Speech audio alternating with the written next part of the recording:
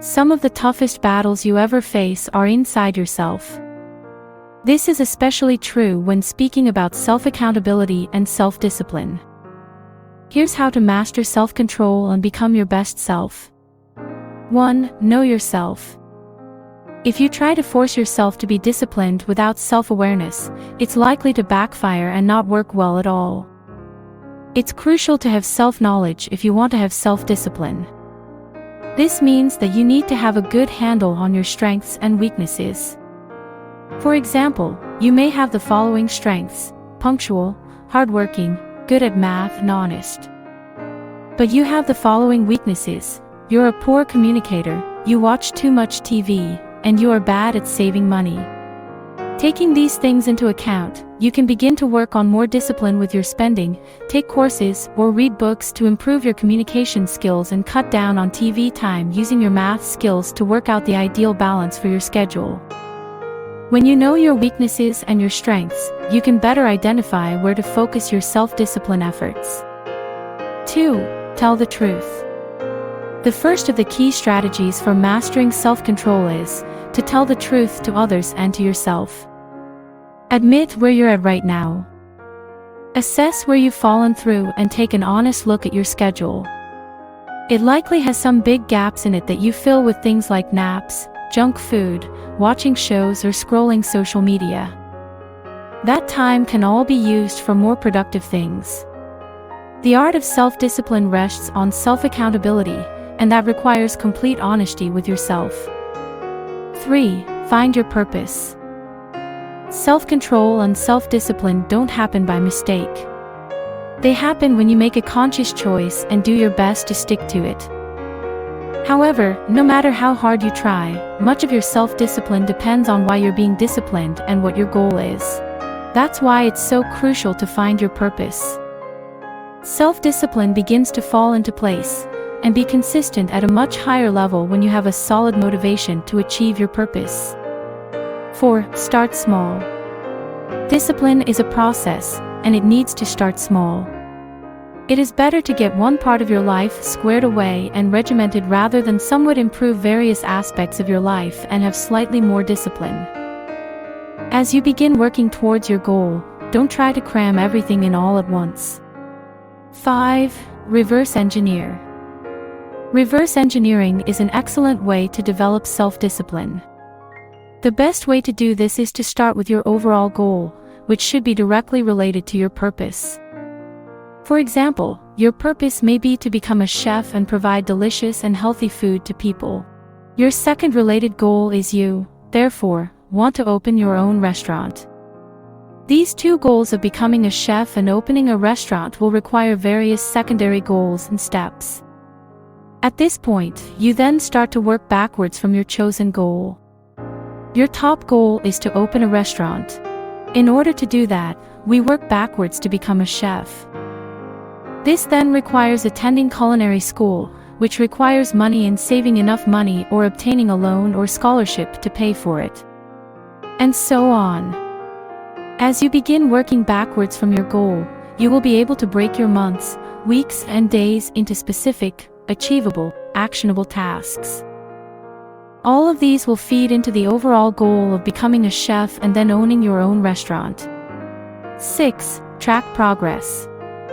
Another of the key ways to master self-control is to track your progress. In the above example, this could mean tracking your finances, the progress of your education, your burgeoning chef skills, and your other accomplishments. No matter what goal you are working towards, tracking your progress will go a great way toward keeping you disciplined and mastering self-control. Whether these are fitness goals, financial benchmarks, or skills you are working on, tracking your progress will increase your motivation. I recommend keeping a physical agenda or book where you can write things down and see the progress, but keeping a spreadsheet or scheduling app on your smartphone or laptop is another valuable option as well. 7. Build new habits. The best way to build healthy and disciplined habits is through reconfiguring your brain's reward system. When we complete a task or achieve a desire, we get hits of dopamine which make us feel happy and fulfilled. The problem is that many of us are getting dopamine hits from clicking things on computers to entertain ourselves or seeing lots of likes on our latest social media posts. Instead, dopamine should be flooding you from actual accomplishments and real-world actions. New habits like exercising, preparing healthy food, saving money, and working daily to achieve your goals can become your new addiction. Looking after your physical and mental health can become your new source of dopamine as you pursue your goals. Building new healthier habits is a matter of learning to truly enjoy them, at which point self-discipline and self-control become their own form of pleasure and an upward-moving cycle of ongoing improvement. 8. Find an accountability partner. Building healthy habits and self-discipline is an internal process that rarely works when imposed from outside. Nonetheless, having an accountability partner is a great option for building self-discipline. This is especially good if this person is also trying to build discipline and is in their own process of becoming more in control of themselves. The two of you can have daily check-in times and a policy of complete honesty. Failure should also have real consequences, either in the form of payment or some service to your accountability partner, and vice versa. The goal should be never to cross each other's lines and to keep pushing each other to greater achievements and discipline. Having an accountability partner can be a great idea for building your self-control because even when you slip up, you'll know that somebody else will be reacting to it as well, not just you. 9. Follow in the footsteps of giants.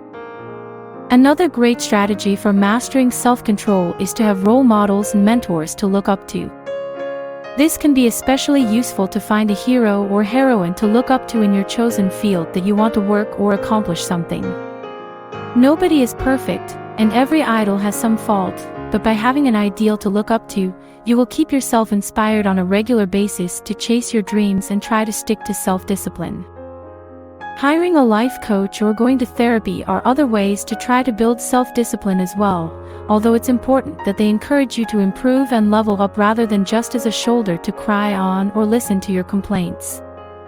Self-discipline is all about letting the excuses and the complaining fade away and focusing on what you can do instead of what you can't do or don't want to do. Last words. Self-discipline is a process. We all fall down repeatedly, but it's getting back up that counts. When you have a strong purpose and reason for what you're doing, discipline becomes a habit and a foundation of all that you do. When you truly, deeply want to accomplish something and maintain discipline, you will find a way. In many cases, you either build self-discipline voluntarily or life hands you disasters of your own making and hardships that force you to increase your self-discipline.